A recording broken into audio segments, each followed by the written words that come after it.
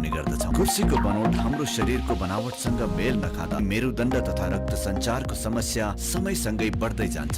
V-Bone एर्गोनोमिक्स कुर्सी यी समस्याबाट जोगाउन अब नेपालमा। V-Bone, change your perception।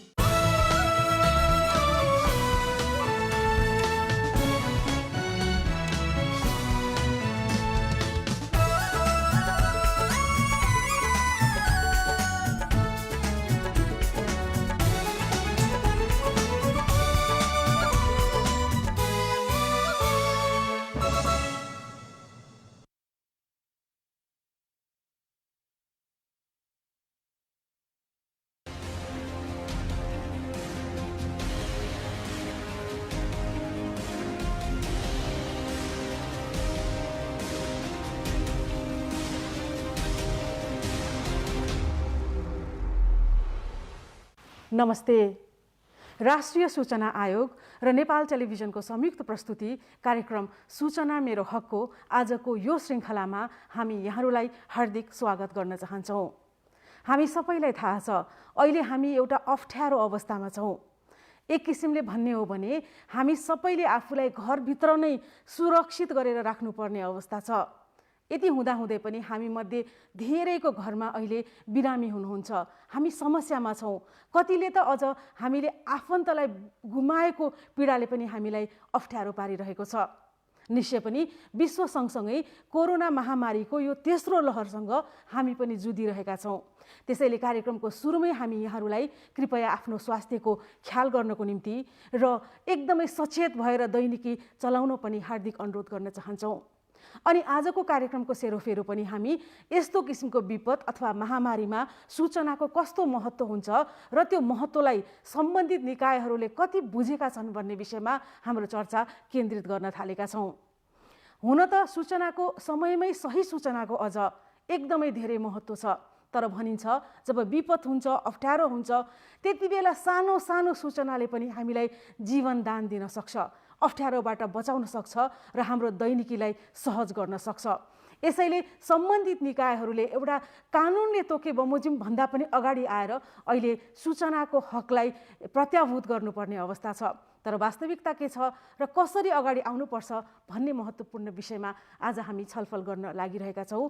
र हामीसँग यसै विषयका विज्ञ हाम्रो स्टुडियोमा हुनुहुन्छ, जसले 3 दशकदेखि विपद र सूचनाका विषयमा विभिन्न क्षेत्रमा रहेर एउटा नेतृत्वदायी भूमिकादेखि लिएर विज्ञको हैसियतले काम गर्दै आइरहनु भएको छ। विपद व्यवस्थापन विज्ञ रामचन्द्र न्यौपानेज्यूलाई आज हामी हाम्रो कार्यक्रममा स्वागत गर्न चाहन्छौँ। यहाँलाई कार्यक्रममा हार्दिक स्वागत छ। धन्यवाद, धेरै धन्यवाद। हजुर, सबैभन्दा पहिला त यो अप्ठ्यारो अवस्थामा यो एउटा भनौँ न घरबाट निक्लिनु पनि एउटा समस्या भएको अवस्थामा तपाईँ नेपाल टेलिभिजनको स्टुडियोसम्म आइदिनु भएको छ, त्यसको निम्ति हामी धन्यवाद पनि दिन चाहन्छौँ। र सुरुमै भनौँ कि यो विपद, यो अप्ठ्यारो अहिले जुन समयबाट हामी गुज्रिरहेका छौँ नि, त्यहाँनिर यो सूचनाको महत्त्व चाहिँ कस्तो हुन्छ? यो समसामयिक प्रश्नबाट नै कार्यक्रमलाई सुरु एकदमै नेपाल टेलिभिजन र यहाँको परिवारलाई म धन्यवाद दिन चाहन्छु।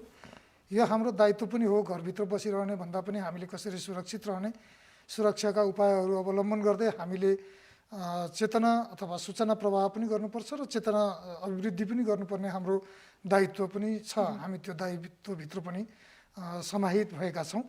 र विशेष गरी भन्ने हो भने हामीले धेरै ठुलो व्याख्या गरिरहनु पर्दैन सूचनाको हक र सूचनाको महत्त्व कुनै पनि विषयमा, होइन। र विपद व्यवस्थापनको सन्दर्भमा अथवा जोखिम न्यूनीकरणको सन्दर्भमा जीवन रक्षा गर्नदेखि लिएर आफ्नो सम्पत्तिको सुरक्षाका लागि यो धेरै महत्त्वपूर्ण र विषय हो।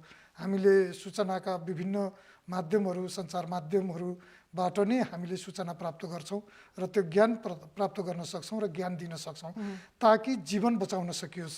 यहीँनिर कुरा गर्ने हो भने नेपालको सन्दर्भमा भन्ने हो भने त हाम्रो देश त प्राकृतिक विपदले पनि त्यस्तै जोखिममा, होइन। वर्षेनी बाढी, पहिरो, भूकम्प लगायत अब आँधी बेहेरीदेखि लिएर गत 2-3 वर्ष यता त्यो पनि देखिएको छ भन्दाखेरि त्यो दृष्टिकोणले हामी कस्तो अवस्थामा छौँ त्यो थोरै जान्न चाहेँ मैले। अब 2 दशकको अध्ययन गर्दाखेरि पहिले हामी 332 जना बाढी पहिरोबाट मान्छेको मृत्यु हुन्थ्यो भने पछिल्लो समयमा आएर चाहिँ 100 हाराहारीको रेन्जमा गएको थियो।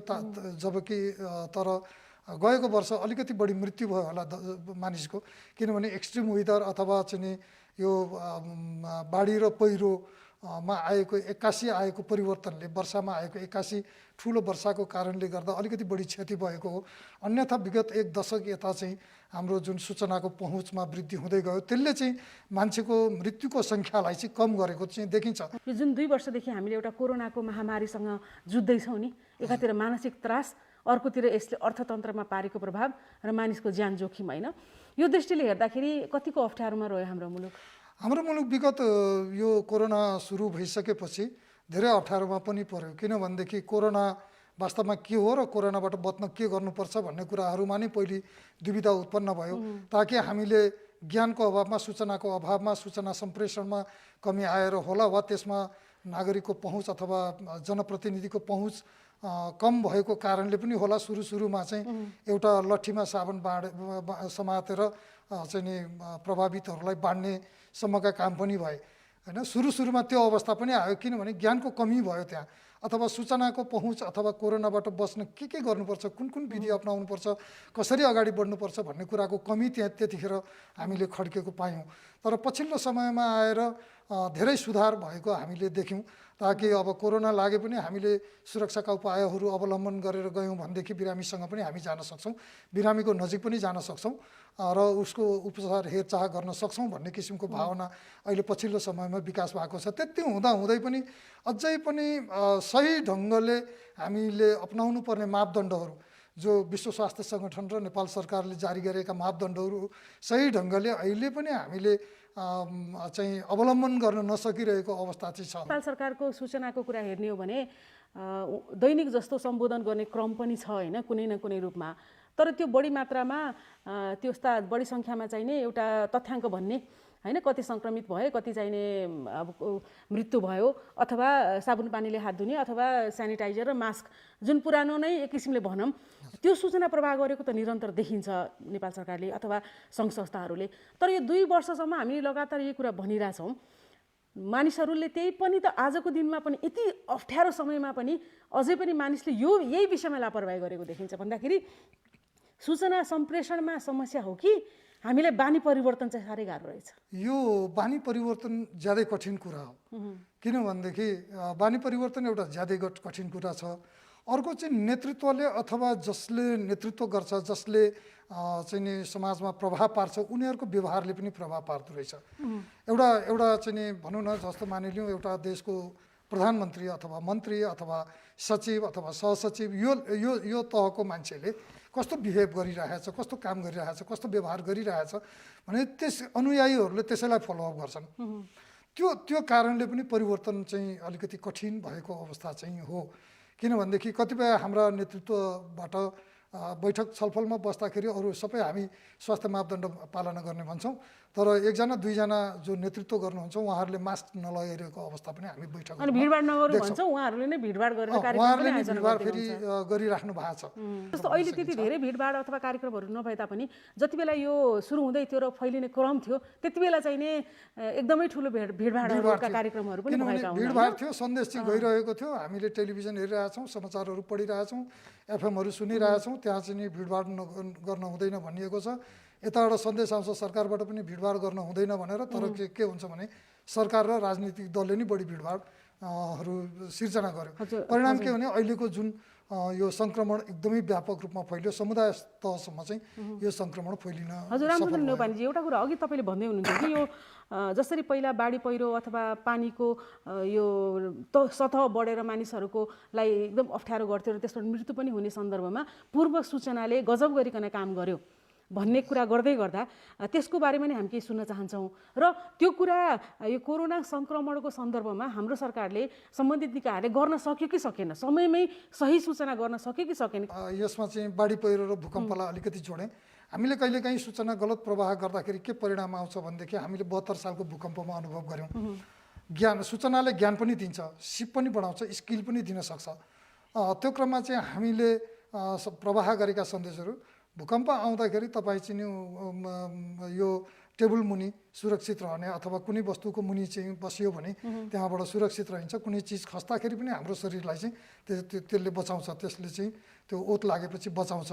घुँडा टेकी गुडुल्की ओत लागि समात भन्ने जुन एउटा हामीले बनाएका छौँ त्यो अलिकति हामीले पूर्णता दिन सकेनछौँ त्यसमा भन्ने कुरा एउटा त्यतिखेर 72 सालको भूकम्पले देखायो। किनभने अर्धज्ञान भयो त्यहाँनिर। भूकम्प आएपछि भूकम्प आउन साथै हामी भित्र पस्ने, टेबल मुनि जाने भनेर कुरा गऱ्यौँ र यतिसम्मको कुरा आयो कि बाहिर चौरमा खेल्दै गरेको बच्चाहरू पनि भूकम्प आउँदै गर्दाखेरि घरभित्र पसेर टेबल मुनि लुके र त्यो टेबल चाहिँ अन्तिममा चाहिँ घर ढलेर धेरै मान्छेको मृत्यु भयो भन्ने कुरा पनि आयो। त्यसले गर्दा हामीले सूचना बनाउँदा र सूचना सम्प्रेषण गर्दाखेरि भयङ्कर ध्यान दिनुपर्छ भन्ने देखियो। अर्को कुरो चाहिँ के हो भने हामी कहाँ मौसम विज्ञान विभागले जारी गर्ने सन्देश अहिले पनि पूर्ण छ भन्न म सक्दिनँ।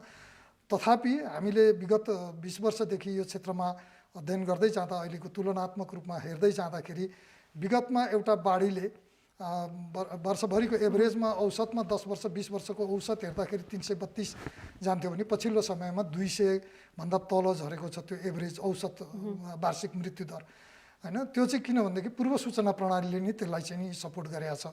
मान्छेहरूले सही समयमा आफूलाई बाढीग्रस्त क्षेत्रबाट बाहिर जान र सुरक्षित ठाउँमा जान थालेका छन्। त्यसले गर्दाखेरि भौतिक सम्पत्ति अथवा पूर्वाधारमा क्षति भए पनि मानवीय मृत्युमा चाहिँ निकै ठुलो कमी आएको अनुभव हामीले गरेका छौँ। यो मैले मात्र होइन, सबैले हामी यो क्षेत्रमा काम गर्ने सबैले हामीले अनुभव गरेको कुरा। अब त्यसै गरी अब यतापट्टि हामीले जाने हो भने कोभिडको सन्दर्भमा जाने हो भने हामीले धेरै चाहिँ त्रुटिहरू पहिले नै गऱ्यौँ। मान्छेमा एउटा त्रास मात्रै सिर्जना गऱ्यौँ। सूचना सम्प्रेषणको क्रमलाई भनेर हेरेर हामीले चीनबाट विद्यार्थीहरूलाई नेपाल ल्याउँदाखेरि जुन किसिमको एउटा चाहिँ बवन्डर गरियो, व्यवहार गरियो, त्यसले पनि हाम्रो मानसिक रूपमा मान्छेलाई कमजोर बनाउने काम पनि गर्यो र यो चाहिँ वास्तवमै धेरै ठुलो रहेछ भन्ने पनि अनुभव गऱ्यौँ। यहीँनिर एउटा विज्ञहरूको के पनि भनाइ छ भन्दाखेरि हामीसँग राष्ट्रिय पूर्व सूचना प्रणाली नीतिको अभाव छ, जसले गर्दाखेरि पूर्व सूचना कसरी दिने, के दिने भन्ने कुरा यो पोलिसी अथवा नीतिको अभावले गर्दा पनि यो कुरा धेरै उठेको छ भनेर भन्छन्। 76 साल वैशाख 26 गतेको विपद जोखिम न्यूनीकरण तथा व्यवस्थापन परिषदले गृह मन्त्रालयलाई एउटा निर्देशन गरेको छ। त्यो निर्देशनमा के भनेको छ भनेदेखि संविधानले दिएको कार्यविभाजन अनुसार गरेको कार्यविभाजन अनुसार विपदको उत्पत्तिको प्रकार, प्रकृति, त्यसले पार्ने प्रभाव र त्यसको सामना गर्ने सङ्घीय, प्रदेश र स्थानीय तहको क्षमतालाई आधार मानेर कानुन निर्माण गर, कार्यविभाजन गर भनेको छ। त्यो नै गृह मन्त्रालयले अहिलेसम्म गर्न सकेका छैन। राष्ट्रिय जोखिम व्यवस्थापन तथा न्यूनीकरण प्राधिकरणले ती कामहरूमा अगाडि बढ्नुपर्ने, दबाब दिनुपर्ने हो, त्यो गर्न सकेका छैन। हामीले पनि त्यो गराउन सकिरहेका छैनौँ। 76 सालमा त्यो निर्णय भएको छ, परिषदले निर्णय गरेको छ र अहिलेसम्म हामी चुपचाप छौँ। अनि एउटै कुरो के भनेदेखि स्थानीय तहमा यदि एउटा MBBS डाक्टर छैन भने, तिमीले त्यहाँ चाहिँ एउटा सर्जन छैन भने तिमीले त्यहाँ चाहिँ सर्जन गर होइन, तिमीले त्यहाँ अपरेसनको सिस्टम बसाऊ भनेर त हुँदैन, सम्भव छैन। किनभने सङ्घीय सरकारले आफ्नो अवशिष्ट अधिकार प्रयोग गरेर पनि त्यहाँ चाहिँ क्षमता अभिवृद्धि गर्ने काम त गराउनु पर्यो नि त। किनभने सङ्घीय सरकारले एउटा ऐनको मस्यौदा बनाएर, एउटा नमुना ड्राफ्ट बनाएर, मस्यौदा बनाएर त्यहाँ पठाइदिएर मात्रै भएन।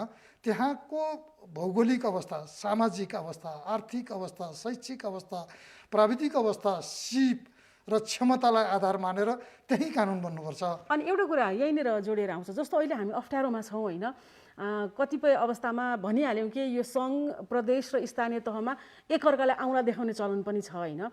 तर यही बिचमा जनताको सूचनाको हक चाहिँ सुरक्षित हुनुपर्छ भन्ने कुरामा त दुई मत रहेन। किन भन्छ यो अधिकारको कुरा हो, हामीले कानुन र संविधानले दिएको अधिकार हो। त्यति मात्रै होइन कि अहिले विपदमा त झन् यसले हामीलाई धेरै ठुलो समस्याबाट जोगाउन सक्छ भन्ने कुरा गर्दै गर्दा कानुनले तोकेको जुन 3 महिनामा एउटा प्रोएक्टिभ डिस्क्लोजर, स्वतः प्रकाशन गरिने कुराहरू नेपाल सरकारका अथवा कुनै पनि सार्वजनिक निकायका सङ्घ संस्थाहरूले निकाल्नुपर्छ, अथवा अप्ठ्यारो परेको बेलामा तत्काल सूचना मागेको अवस्थामा पनि दिनुपर्छ भने जस्ता हाम्रा कानुनहरू पनि छन् कि। तपाईँलाई कस्तो लाग्छ अहिलेको यो विपदमा जहाँ चाहिने अब सशरीर भनौँ न मान्छेलाई आवत जावत गर्न समस्या भएको बेलामा यो सूचनाको हकको प्रत्याभूति चाहिँ कति भइरह होला? यो चाहिँ ज्यादै कमजोर छ। एउटा संरचना चाहिँ बनाइयो, खडा गरियो, त्यहाँ सङ्गठन पनि बनाइयो, तर त्यो सङ्गठनभित्र मानव स्रोत साधन व्यवस्थापन पनि गरियो। तर त्यो मानव स्रोत साधनको संसाधनले कसरी काम गर्ने र के काम गर्ने, उसको दायित्व के हो भन्ने कुरामा चाहिँ अझै पनि बुझाइएन। परिणाम के देखियो भनेदेखि म सङ्क्रमित, मलाई चाहिँ नि कोभिडको टेस्ट गर्नु छ, म कहाँ जाने मलाई थाहा छैन। एउटा नागरिक को हैसियतले मैले हेर्ने नि गाउँमा मलाई चाहिँ नि रुगामर्की लाग्यो, ज्वरो पनि आयो, तर मैले टेस्ट गर्नु छ, मेरो पहुँच छैन। त्यो पहुँच नहुनु चाहिँ के त भन्दाखेरि सूचनाको कमी भयो नि त। तिमी यहाँ आऊ भनेर चाहिँ नि मलाई भन्न सक्ने क्षमता स्थानीय सरकारले राख्न सकेन या प्रदेश सरकारले राख्न सकेन। सङ्घीय सरकारले नै राख्नु पर्थ्यो भने त प्रदेश र स्थानीय सरकार चाहिँदैन थियो। तर त्यो ठाउँमा चाहिँ नि स्थानीय सरकारले सही ढङ्गले काम गर्न नसकेको अवस्था छ। र सकेन भन्न मात्रै पनि भएन। म जस्तो मान्छेले चाहिँ हामी जस्तो मान्छेले सकेन, उसले यो काम छैन भन्न पनि भएन। तर उनीहरूको क्षमताको कुरा हो। त्यो क्षमता विकास गर्ने काम चाहिँ सङ्घीय सरकारले गर्नु पर्थ्यो र उसलाई स्पष्ट मार्गदर्शन पनि गर्ने किसिमका कानुनहरू बनेनन्। अघि पनि मैले भने होइन, सूचनाको हकको कानुन पनि छैन हामीसँग। अर्को यो चाहिँ नि जुन स्थानीय तह र प्रदेश र सङ्घले के गर्ने त सबै सङ्घले गर्ने हो। अवशिष्ट अधिकार सङ्घसँग रहन्छ, किनभने अन्ततः नागरिकको राष्ट्रको रक्षा गर्ने र नागरिकको रक्षा गर्ने काम त सङ्घीय सरकार। अनि यहीँनिर अर्को कुरा के छ भन्दाखेरि सूचनाको कुरा गर्दै गर्दा र यो कोभिडको कुरा गर्दै गर्दाखेरि एउटा महत्त्वपूर्ण कुरा के छ भन्दाखेरि जस्तो सङ्घबाट के भन्नुहुन्छ भन्दाखेरि यो कोरोना टेस्ट अथवा यो कोभिड टेस्ट चाहिने परीक्षण चाहिँ निःशुल्क हुन्छ होइन। तपाईँलाई एउटा स्थानीय तहबाट सिफारिस गरिदियो भने तपाईँहरूले निःशुल्क पाउनुहुन्छ। कन्ट्र्याक्ट ट्रेसिङमा परेको छ भने पनि सिफारिसबाट तपाईँहरू निःशुल्क पाउनुहुन्छ। तपाईँहरूले चाहिने यो मान्यताप्राप्त सरकारी संस्थामा आउनुहोस्, त्योभन्दा बाहेक पनि तपाईँलाई अर्जेन्ट गरिकन तत्काल चाहिएको छ भने पनि 800 रुपैयाँमा चाहिँ सरकारी संस्थाहरूमा तपाईँले गर्न पाउनुहुन्छ। अनि उहाँहरूले चाहिँ एउटा गैर सरकारी क्षेत्रको पनि एउटा रकम तोक्नु भएको छ। तर त्यो सूचना प्रवाह नहुनाले गर्दाखेरि के छ भन्दाखेरि को कहाँ गइरहेछ थाहा छैन। एउटा निजीले जति मन लाग्यो त्यति एक किसिमले उहाँहरूले चाहिँ शुल्क लिइराख्नु भएको छ भन्दाखेरि यो जुन अराजकता नै भनौँ, यदि यो यस्तो हुन्छ भने अराजकताको स्थिति पनि त सही समयमा लक्षित समूहले बुझ्ने गरिकन हामीले सूचना प्रवाह गर्न नसक्नु नै कारण हो नि। यहाँनिर त नेपाल सरकारले यति ठुलो संयन्त्र राखेको भन्छ, यति धेरै खोपमा हामी सफल भयौँ भन्छ, तर सूचना प्रणाली नै सुदृढ नगरेपछि त सायद हामीले प्राप्त गर्ने सफलता पनि अलिकति तलै पनि भएको हुनसक्छ नि। राज्यले दिएको सूचना र हामीले ग्रहण गर्नुपर्ने सूचनालाई एक आपसमा सम्प्रेषण गर्ने र ज्ञान प्रवाह गर्ने कुरा हामीले गर्न सकेनौँ। अर्को कुरा महत्त्वपूर्ण कुरा के भनेदेखि सरकारले सोसियल मिडियासँग अथवा चाहिँ नि मिडिया सञ्चार माध्यमहरूसँग साझेदारी गर्न नै सकेन। किन मैले के भन्छु भने तिमीले निःशुल्क प्रसारण गर्नुपर्छ भन्छ सरकारले पनि, त्यो पनि गलत भयो।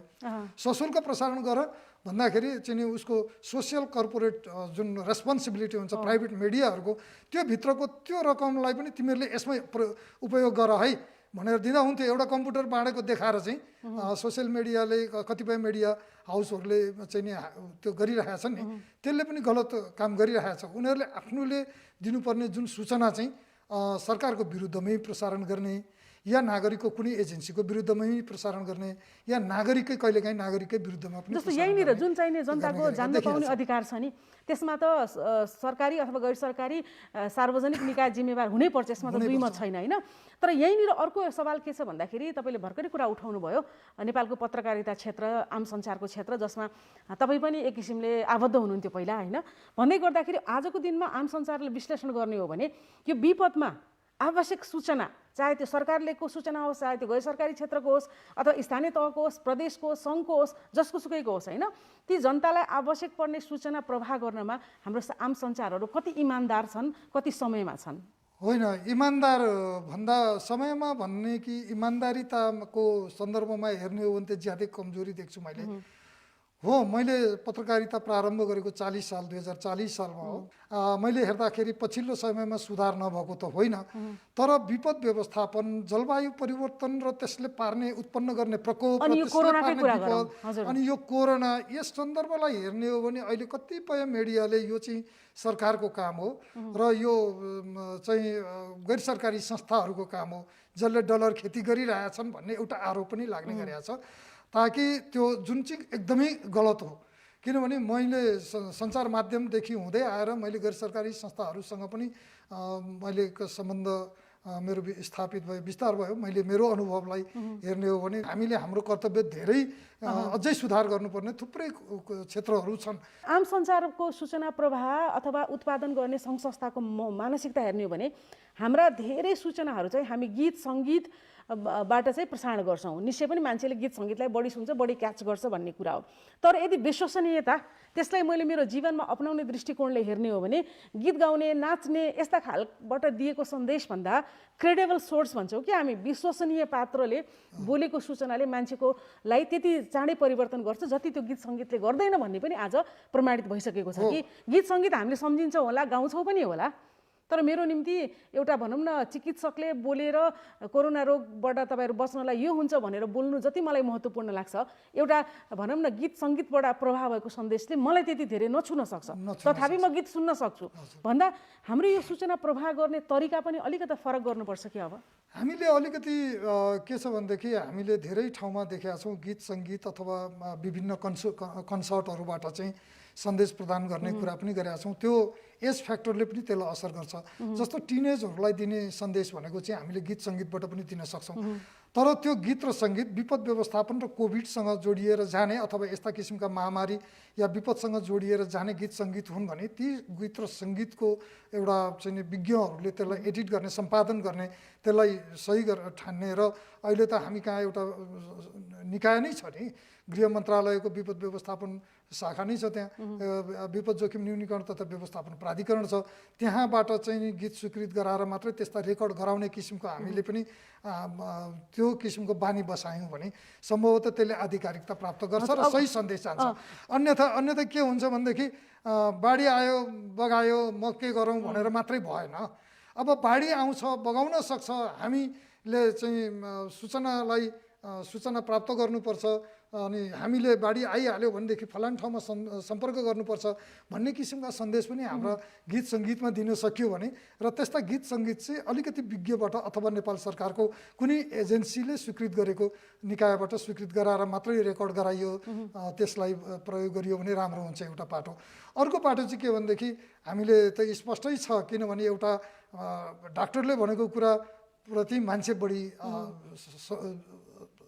सचेत हुन्छ, उसलाई तान्छ कि त्यो उसलाई त्यसले तान्छ, विश्वसनीय भन्छ के। तर कहीँ डाक्टरहरूका पनि विभिन्न मतान्तरहरू छन् नि। यो मेडिकल काउन्सिलले गर्ने अथवा स्वास्थ्य मन्त्रालयले गर्ने, स्वास्थ्य सेवा विभागले गर्ने, त्यस्ता डाक्टरका अन्तर्वार्ताहरू प्रसारण हुँदाखेरि पनि एउटा कोभिडको एउटा डाक्टरले दिएको सन्देश र कोभिडकै अर्को डाक्टरले दिएको सन्देशको बिचमा भिन्नता आयो भने त्यो युट्युबबाट हेरेर पनि, अहिले त युट्युब सबैले हेर्छ, युट्युबबाट हेरेर पनि मान्छेले के गर्ने भने कन्फ्युज हुने भए। यो अवस्थाबाट बचाउनको लागि राज्यले अथवा सरकारले अथवा मुलुकले, एउटा राष्ट्रले पूर्ण रूपमा जिम्मेवारी लिनुपर्छ र सही सूचनाहरू कसरी सम्प्रेषण गर्न सकिन्छ र सही सूचनाहरूको निर्माण कसरी गर्न सकिन्छ।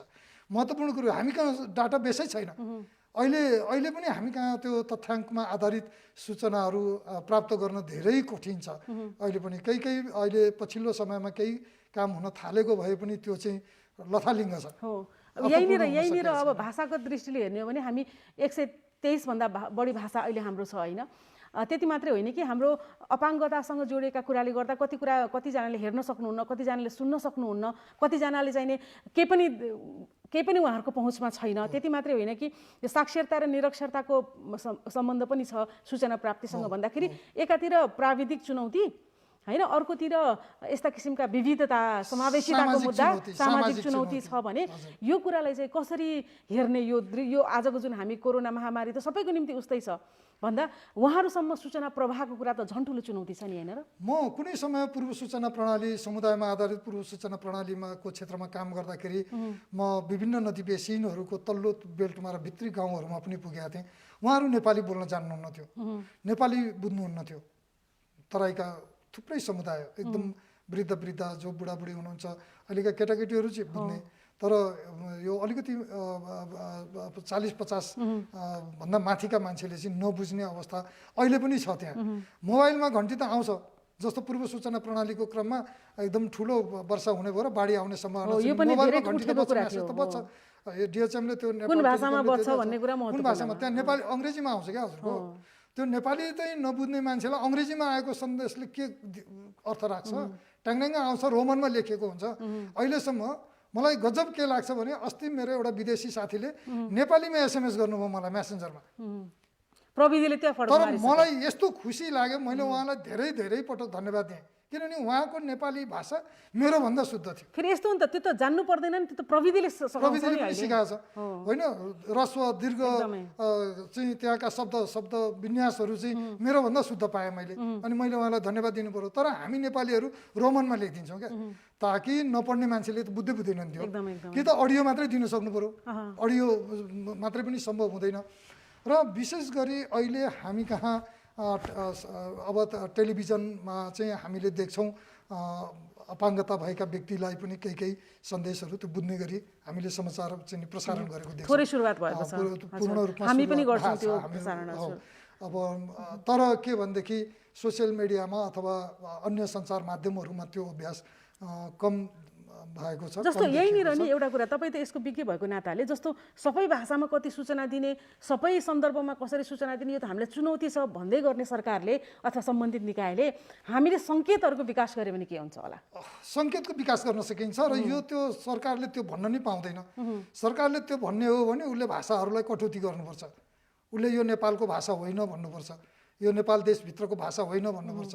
अन्यथा हो भन्ने हो भने ती भाषामा सामग्री उत्पादन गर्ने प्रसारण गर्ने पूर्ण अधिकार स्थानीय तहलाई दिनुपर्छ, किनभने त्यहाँ स्थानीय सरकारले 10 वटा भाषामा भए पनि उसले प्रसारण गर्न सक्छ।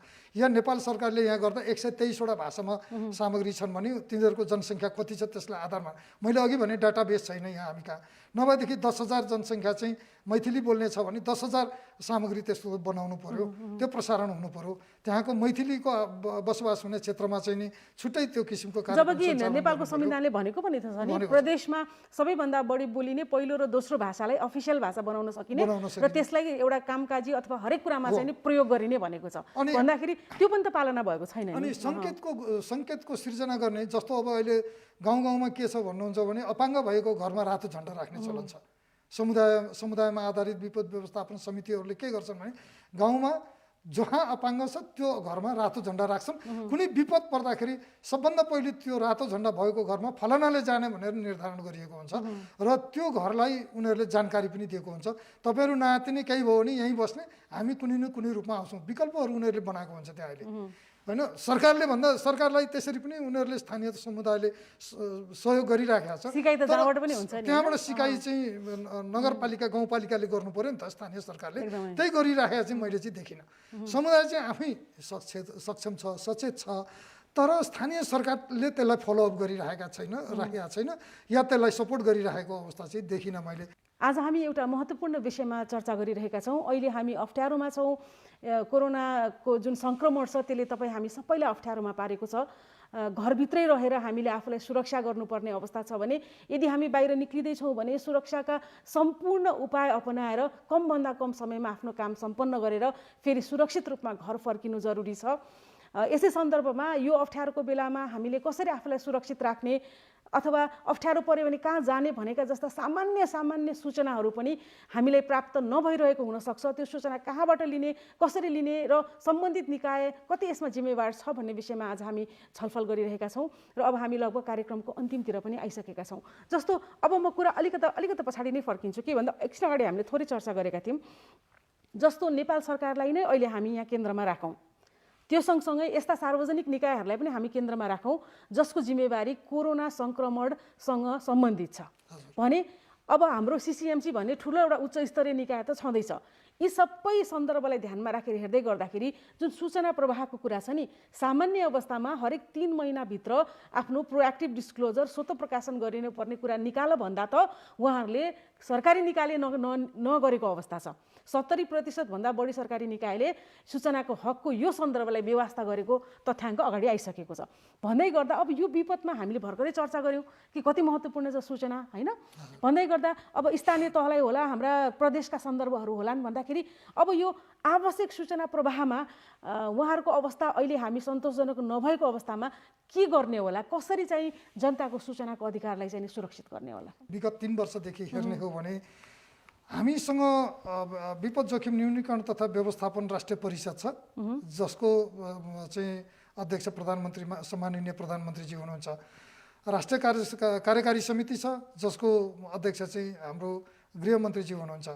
अनि प्राधिकरण छ हैन, विपद जोखिम न्यूनीकरण तथा व्यवस्थापन प्राधिकरण छ। त्यतिखेर मैले चाहिँ भने पनि थिएँ, लेखेका पनि थिएँ, हामीले सल्लाह पनि दिएका थियौँ, सुझाव पनि दिएका थियौँ हाम्रो तर्फबाट कि यो एनसिसिएमसी बनाउनै पर्दैन, यो राष्ट्रिय उच्चस्तरीय समिति बनाउनै पर्दैन। परिषद छ, कार्यकारी समिति छ, त्यहाँभित्र चाहिँ नि राष्ट्रिय नीति छ, राष्ट्रिय ऐन बनेको छ, राष्ट्रिय रणनीति कार्ययोजना बनाएको छ, रणनीति कार्ययोजना समेत छ। त्यसले महामारी र यस्ता किसिमका महामारीलाई सम्बोधन गरेको छ। कसको जिम्मेवारी? स्वास्थ्य मन्त्रालयको आफ्नै जिम्मेवारी छ, त्यहाँ एचओसी छ। अब बनिसकेको अवस्थामा सूचना प्रणाली तर अब त्यही म जाँदैछु, त्यहाँ चाहिँ त्यसले गर्दा एउटा ठुलो ग्याप भएर आयो। यो उच्चस्तरीय समितिले चाहिँ नि त्यो काम गर्न सकेन। उसले आफ्नो एउटा सञ्चार समूह बनाउनु पर्थ्यो, त्यहाँभित्र एउटा युनिट बनाएर चाहिँ नि निरन्तर दैनिक रिपोर्टिङ कि त्यहाँबाट हुनु पर्थ्यो। स्वास्थ्य मन्त्रालयले अहिले त्यो काम गरिरहेको छ। तर त्यो भने त्यो सही ढङ्गले स्वास्थ्य मन्त्रालयले भाइबर समूह बनाएर उहाँहरूले जुन सूचना दिनुहुन्छ, त्यो सूचना अब यतिको अलिकता थोरै भए पनि पढे लेखेको हामीले नबुझेको अवस्था छ नबुझेको। म त्यहीँ जाँदैछु हैन भने अब लक्षित समूहले कसरी बुझ्छ होला? मैले धेरै कुराहरू त्यहाँ हेर्न खोज्छु, तर पाउँदिनँ र बुझ्दिनँ। उहाँहरूले तथ्याङ्कलाई चाहिँ नि डायोग्राममा कन्भर्ट गरेर प्रसारण गर्नुभएको छ, दिनुहुन्छ। त्यो चाहिँ के भने यो गरेको छु है मैले भन्नको लागि मेहनत बढी गर्नुभएको होला, मेहनत बढी गर्नुभएको होला। लक्षित समूहको निम्ति त्यो सूचना खासै उपयोगी हुन सकेको अनि छैन। स्वास्थ्य आपतकालीन कार्य सञ्चालन केन्द्र छ, त्यहाँभित्र गएर हेऱ्यो भने विश्वको तथ्याङ्क देखिन्छ, नेपालको तथ्याङ्क देखिन्छ। अब त्यसको डिटेल हेर्न चाह्यो भने केही पनि देखिँदैन। एउटा जनतालाई त के चाहिन्छ? एउटा जनतालाई के चाहिन्छ? मैले कहाँबाट परीक्षण गर्न सक्छु? एउटा परीक्षणको मूल्य कति हो? यदि म सरकारी कुन निकायमा गएँ भने मेरो परीक्षण चाहिँ निःशुल्क हुनसक्छ। मैले कहाँ खोप पाउँछु? मेरो खोप लाउने ठाउँ कहाँ हो? हैन, अथवा यदि मलाई कोरोना पोजिटिभ देखियो भने मैले कस्तो किसिमको अस्पतालमा जानुपर्छ? कहाँ मैले निःशुल्क पाउँछु, कहाँ मैले सशुल्क पाउँछु? शुल्क यदि पाउँछु भने पनि त्यो यतिसम्म हुनुपर्छ भनेर सरकारले के तोकेको छ कि भन्ने जस्ता प्रश्नहरूको जवाफ हामीले सम्बन्धित सरकारी निकायले जुन कोभिडको सूचना प्रवाह गर्छ त्यसमा पाउँदैनौँ। त्यो छँदै नै छैन एउटा कुरा। अर्को कुरा चाहिँ म सङ्क्रमित भएँ, मलाई चाहिँ नि यो कोभिड लागेको अनुभूति मैले गरेँ हो होइन, त्यो पत्ता लगाउनको लागि मैले परीक्षण गर्न कहाँ जानुपर्छ भन्ने कुरा यहाँले भने जस्तै त्यो जानकारी हो। यो जुन सूचनाको ग्याप हामीले कुरा गऱ्यौँ नि अहिले, हामीले विस्तृतमै भन्यौँ अहिले होइन, भन्दाखेरि अब यसलाई होइन म गर्दिनँ भन्न नेपाल सरकारले पाउँदैन। त्यो गर्ने कोसिस पनि गरेको छ, जुन उपयुक्त अथवा पर्याप्त छैन भन्ने विषयमा के सुझाव दिन चाहन्छु? मैले त के भन्छु भनेदेखि सरकारले यसरी सूचना प्रवाह गर्नु पर्यो कि तिमी बिरामी भयौ अथवा तिमीलाई लक्षण देखा पर्यो भनेदेखि तिम्रो स्वाब हामी घरमै गएर सङ्कलन गर्छौँ र परीक्षण गर्छौँ। यो मेरो जिम्मेवारी हो भनेर सरकारले आफैले गर्नुपर्छ। यो 123वटा भाषा हामीले पहिचान गरेका छौँ भनेर सङ्घीय सरकारले, केन्द्र सरकारले भन्छ भने ती 123वटा भाषामा कति जनसङ्ख्या छ र कुन क्षेत्रमा ती जनसङ्ख्याको बाहुल्यता छ र कसले नेपाली अरू भाषा बुझ्दैन भन्ने हेरेर त्यो त्यही 123वटै भाषामा चाहिँ सामग्रीहरू उत्पादन गर्ने र वितरण गर्ने त्यसका चाहिँ त्यसरी जानु पर्यो। नेपाल सरकारले चाहिँ आफ्नो पोर्टलभित्र, जस्तो कि अहिले एचओसी छ हामी कहाँ, स्वास्थ्य आपतकालीन कार्य सञ्चालन केन्द्र छ र राष्ट्रिय आपतकालीन कार्य सञ्चालन केन्द्र छ र अधिकांश जिल्लामा जिल्ला आपतकालीन कार्य सञ्चालन केन्द्रहरू पनि स्थापना भएका छन्। तिनीहरूलाई क्रियाशील गराउनु पर्यो र त्यहाँ पोर्टल त्यसरी बनाउनु पर्यो। राज्यले सबै भाषामा 123वटै भाषामा सामग्री उत्पादन तर फेरि यो डिजिटल ग्याप छ नि, कतिजनाको पहुँच चाहिँ पोर्टलसम्म हुन्छ। त्यसलाई चाहिँ सोसियल माध्यमबाट, सोसियल मिडिया मार्फत पठाउन सकिन्छ। जस्तो कि स्थानीय एफएमहरूको प्रयोग गर्न सकिन्छ, स्थानीय एफएमहरूको प्रयोग गर्न सकियो, स्थानीय वेबसाइटहरू छन्, त्यहाँका फेसबुक पेजहरू छन्, स्थानीय हरेक सरकारका स्थानीय तहका अहिले चाहिँ सरकार एकदमै निरन्तर रूपमा सूचना प्रवाहमा लाग्नुपर्छ। अहिले जस्तो किसिमले मानिसहरूमा एउटा अन्यल छ, त्रास छ, अप्ठ्यारो छ, घरभित्र बस्न बाध्य छन्, मात्रै केमा उनीहरूको निर्भरता छ भन्दाखेरि सूचना के भइरहेछ भन्दाखेरि अहिले सरकारले त्यो गलत सूचना अथवा भ्रामक सूचनाहरूलाई आउन नदिनको निम्ति सरकारी तर्फबाट गैर सरकारी क्षेत्र जसमा सम्बन्ध हुनुहुन्छ निरन्तर एकदम यसमा लाग्न चाहिँ जरुरी छ। होइन, सरकारले गेटवे यस्तो बनाउनु पर्यो कि गलत सूचना आएको थाहा पाउनु बित्तिकै त्यसलाई डिलिट गर्नु पर्यो, हटाउनु पर्यो, त्यो सोसियल मिडियाबाटै हटाउनु पर्यो। चाहे त्यो जसकोमा आओस्, जसरी आओस् त्यसलाई क्लोजै गर्नु पर्यो। जस्तो युट्युबमा पनि एक किसिमको पत्रकारिता भइ नै रहेछ, भइरहेको छ। तर युट्युबमा भएका पत्रकारिताहरू पनि कस्ता छन् भनेर त हामीलाई थाहा छ नि। त्यसले हामी पत्रकारिता भन्ने कि नभन्ने भन्ने भन्ने कि पनि नभन्ने प्रश्न छ। पत्रकारिता नै होइन त्यो त। त्यो चाहिँ युट्युबमा धेरै भ्युवर बढाएर पैसा लिने आर्जन गर्ने बाटो मात्रै बनाइरहेको पनि हामीले देखेका छौँ। राज्य त्यही कमजोर छ, सरकार हाम्रो सरकार त्यही कमजोर छ। राज्य कमजोर नभनौँ, सरकार कमजोर छ। त्यो सरकारको दायित्व हो, त्यस्ता कुरालाई हटाउनु पर्यो। भ्रमपूर्ण सूचनाहरू जान दिनु भएन। त्यसको लागि नियमन अनुगमन आयोगै बनाऊ अथवा जे बनाऊ। राष्ट्रिय सूचना आयोगको भूमिका यहाँनिर हुन सक्छ। राष्ट्रिय सूचना आयोगले त त्यो कुरालाई त हेर्नै पर्छ। मैले किन त्यो भनिरहने, उसको जिम्मेवारी नै हो। आयोगले सरकारलाई चाहिँ एडभोकेसी गर्नु पर्यो, अभिवाचन गर्नु पर्यो, सरकारलाई सुझाव दिनु पर्यो होइन, सरकारलाई इन्फ्लुएन्स गर्नु पर्यो। उसले यो गरेनौ भने तिमी सफल हुँदैनौ। किनभने राष्ट्रको यो जिम्मेवारी हो, सरकारको जिम्मेवारी हो भनेर उसले त भन्न सक्नु पर्यो नि त। त्यहाँनेरि जानु पर्यो भन्ने मेरो चाहना हो। र सूचना आयोग भयो, सूचना हाम्रो सूचना विभाग छ, सूचना विभागको कुरो भयो होइन। काउन्सिल छ, काउन्सिलले हेर्नु पर्यो नि त्यो कुरा त। त्यसरी जानुपर्छ समयमै सही ढङ्गले। त्यसको लागि सूचना तथा सञ्चार मन्त्रालय, प्रविधि मन्त्रालय र विपद जोखिम न्यूनीकरण राष्ट्रिय प्राधिकरण, स्वास्थ्य मन्त्रालय, यी 3-4वटा स्थानीय सङ्घीय मामिला तथा सामान्य प्रशासन मन्त्रालय, यी 3-4वटा मन्त्रालय बसेर तुरुन्तै चाहिँ यो काम गर्नुपर्छ भन्ने मलाई लाग्छ। समयमै सचेत हुनु पर्यो र त्यो सचेततापूर्वक सूचना प्रणाली विकास गर्नु पर्यो र सूचनाका स्रोत र माध्यमहरू क्लियर हुनु पर्यो, स्पष्ट हुनु पर्यो। हजुर हजुर, धन्यवाद रामचन्द्र न्यौपानेज्यू। यहाँले महत्त्वपूर्ण विषयमा विचार दिनुभयो र यो अप्ठ्यारो अवस्थामा पनि नेपाल टेलिभिजनको स्टुडियोसम्म आइदिनु भयो। त्यसको निम्ति म नेपाल टेलिभिजनकै तर्फबाट यहाँलाई धेरै धेरै धन्यवाद दिन चाहन्छु। हजुर, म पनि नेपाल टेलिभिजन र हजुरहरूलाई र यहाँलाई धेरै धन्यवाद दिन चाहन्छु। आजको कार्यक्रममा हामीले अहिलेको यो अप्ठ्यारो समयमा सूचनाको कस्तो महत्त्व हुन सक्छ भन्ने विषयमा सम्बन्धित विज्ञसँग चर्चा गऱ्यौँ। निश्चय पनि अहिले हामी अप्ठ्यारोमा छौँ। हामीलाई प्राप्त हुने सानो सूचनाले पनि हामीलाई धेरै सहजताको अनुभूति दिन सक्छ। कतिपय अवस्थामा त सही सूचनाले, समयमै प्राप्त सूचनाले मानिसको ज्यान पनि बचेको सन्दर्भहरू हाम्रै अगाडि छन्।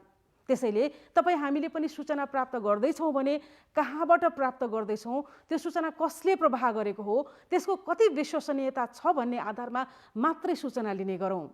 अनि अर्कोतर्फ महत्त्वपूर्ण कुरा, हाम्रा सरकारी र सार्वजनिक निकायहरूले पनि यो अप्ठ्यारोमा एकदमै महत्त्वपूर्ण सूचनालाई सबैले बुझ्ने गरिकन समयमै सम्प्रेषण गर्नेतर्फ हामी ध्यान आकर्षण गराउन चाहन्छौँ। किनभने हामीले भनिसकेका छौँ, सूचना एउटा यस्तो माध्यम हो जसले यो विपदमा, यो अप्ठ्यारोमा हामीलाई सहजता प्रदान गर्छ र जीवन समेत दिन सक्दछ। र संवेदनशील र एउटा भनौँ न जागरुक र कर्तव्यनिष्ठ भएर पत्रकारिता क्षेत्रले पनि यसमा काम गर्नुपर्ने देखिन्छ। हस्त आजलाई हाम्रो कार्यक्रम यति नै। तपाईहरू आफ्नो घरभित्र रहनुहोला, सुरक्षित रहनुहोला। तपाईहरूको सूचनाको हकलाई प्रत्याभूत गर्नको निम्ति हामी भने सदैव जारी रहनेछौँ। हस्त आजलाई हाम्रो कार्यक्रम यति नै। तपाईहरू नेपाल टेलिभिजन सँगै रहनुहोला। नमस्कार।